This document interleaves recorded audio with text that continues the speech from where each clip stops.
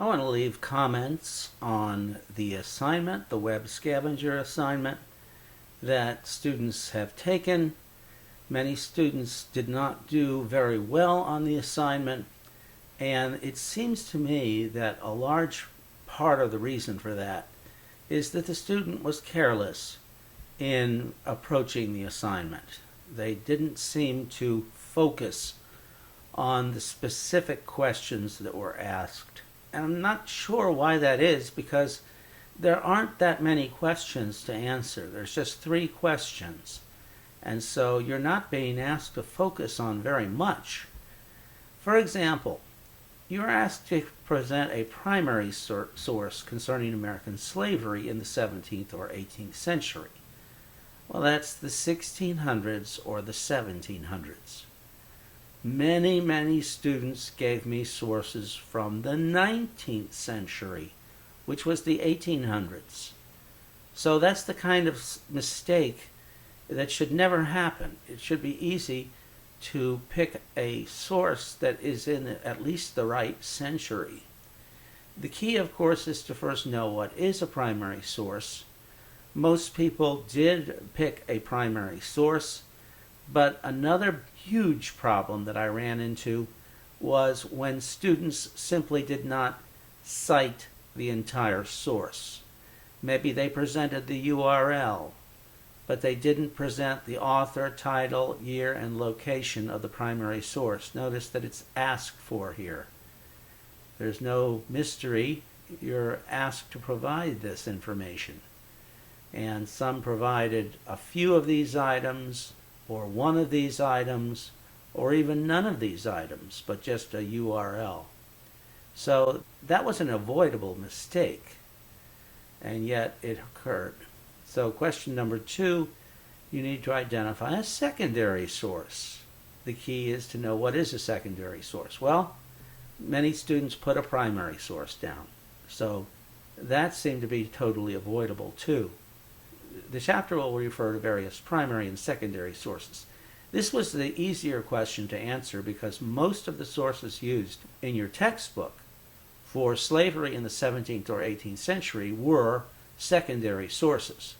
So all you had to do is get the century right, one or the other of these, or both, and you would have gotten a perfect score on this test. You do need to cite the author, title, year, and location, and many students didn't do that. So it's like a contract.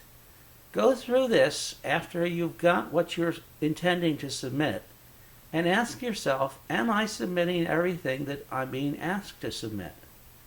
And I guarantee you, if students had done that, they would have gotten a perfect score on this question. Unless, of course, they presented a primary source instead of a secondary source. But that's pretty elementary. Finally, question 3. After reading Catherine Walbert's explanation of how a novel or movie such as Gone with the Wind, written in the 1930s, can be either a primary or a secondary source, find a web page that accurately uses Gone with the Wind as a primary source.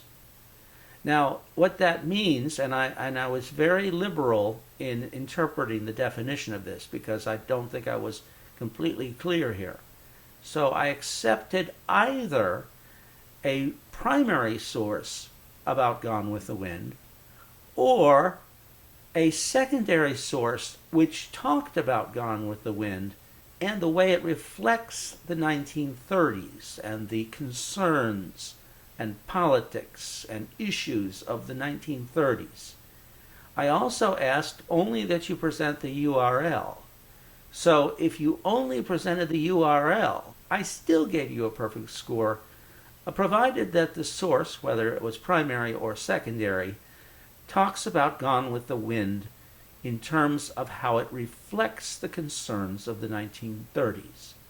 And it does say, explain in a sentence, or at most 2, how that webpage successfully uses the novel as a primary source, or the movie. So I did expect a sentence or 2 of explanation, because I asked for it. Once again, it's a contract.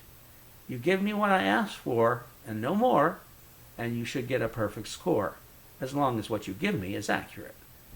So I hope this helps you understand how you got the grade that you got. If you don't understand, go back to the questions that you missed and ask if you answered the question fully, and you should be able to see the answer to your question.